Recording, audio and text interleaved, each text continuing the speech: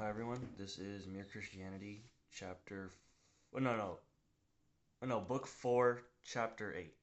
Is Christianity hard or easy? In the previous chapter, we were considering the Christian idea of putting on Christ, or first dressing up as a son of God in order that you may finally become a real son. What I want to make clear is that this is not one among many jobs a Christian has to do, and it is not a sort of special exercise for the top class. It is the whole of Christianity. Christianity offers nothing else at all, and I should like to point out how it differs from ordinary ideas of morality and being good. The ordinary idea which we all have bef- the ordinary idea which we all have before we become Christians is this. We take as starting point our ordinary self with its various desires and interests. We then admit that something else, call it morality or decent behavior or the good of society, has claims on this self, claims which interfere with its own desires. What we mean by being good is giving in to those claims. Some of the things the ordinary self wanted to do turn out to be what we call wrong. Well, we must give them up.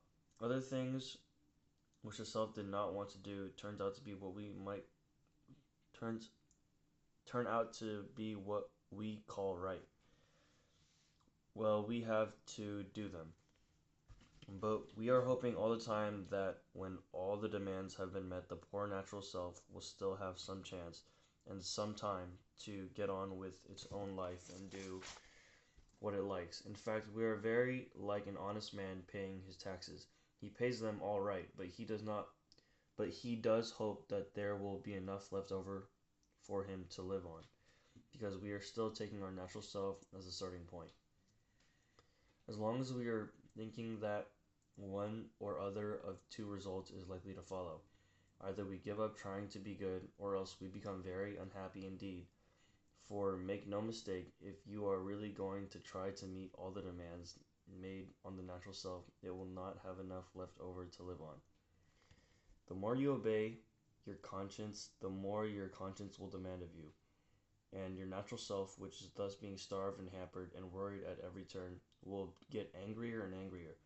In the end, you will either give up trying to be good or else become one of those people who, as they say, live for others, but always in a discontented, grumbling way, always wondering why the others do not notice it more, always making a martyr of yourself.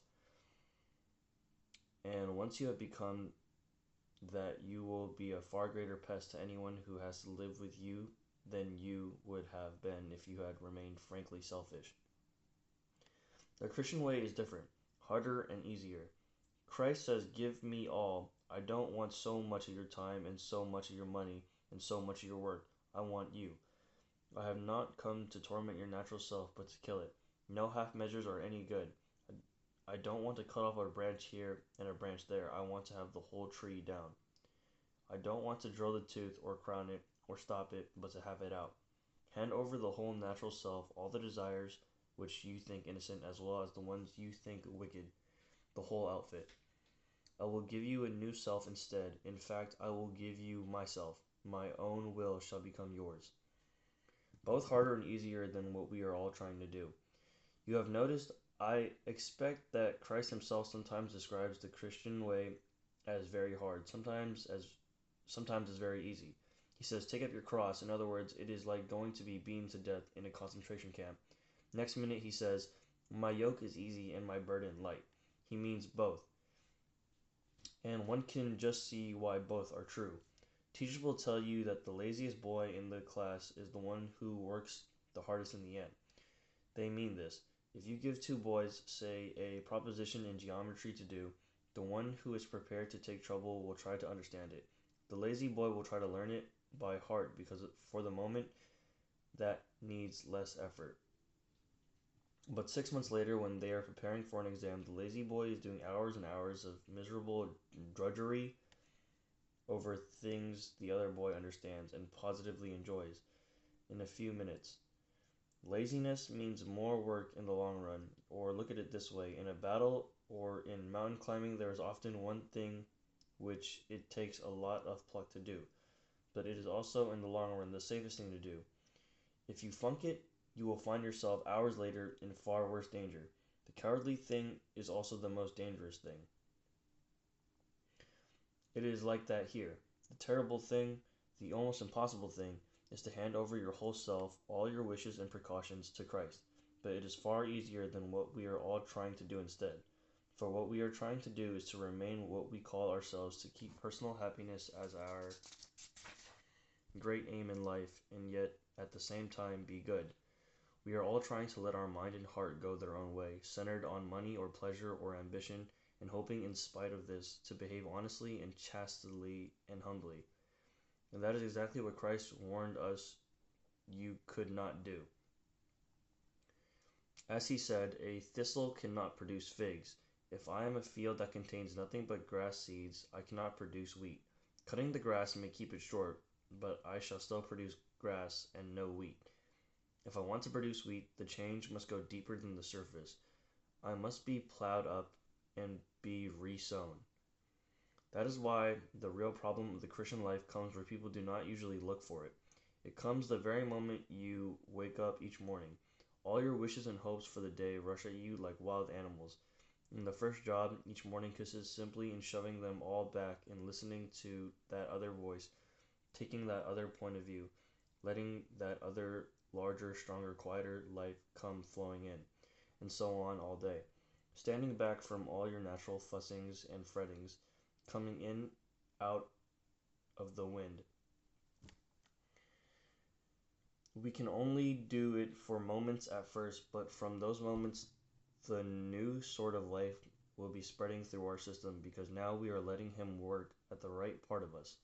It is the difference between paint, which is merely laid on the surface, and a dye or stain which soaks right through. He never talked vague, idealistic gas. When he said, "Be perfect," he meant it. He meant that we must go in for the full treatment. It is hard, but the sort of compromise we are all hankering after is harder. In fact, it is impossible. It may be hard for an egg to turn into a bird. It would be a jolly sight harder for it to learn to fly while remaining an egg. We are all like eggs at present, and you cannot go on indefinitely being just an ordinary decent egg. We must be hatched or go bad. May I come back to what I said before? This is the this is the whole of Christianity. There is nothing else. It is so easy to get muddled about that. It is easy to think that the church has a lot of different objects: education, building, missions, holding services, just as it is easy to think the state has a lot of different objects: military, political, economic, and whatnot. But in a way, things are much simpler than that. The state exists. The state exists simply to promote and to protect the ordinary happiness of human beings in this life. A husband and wife chatting over a fire is a couple of friends having a game of darts in a pub, a man reading a book in his own room and digging in his own garden. That is what the state is there for. And unless they are helping to increase and prolong and protect such moments, all the laws, parliaments, armies, courts, police, economics, etc., are simply a waste of time. In the same way, the church exists for nothing else but to draw men into Christ, to make them little Christs. If they are not doing that, all the cathedrals, clergy, missions, sermons, even the Bible itself are simply a waste of time. God became man for no other purpose. It is even doubtful, whether the whole universe was created for any other purpose. It says in the Bible that the whole universe was made for Christ and that everything is to be gathered together in Him. I do not suppose any of us can understand how this will happen as regards the whole universe. We do not know what, if anything, lives in the parts of it that are millions of miles away from this earth. Even on this earth, we do not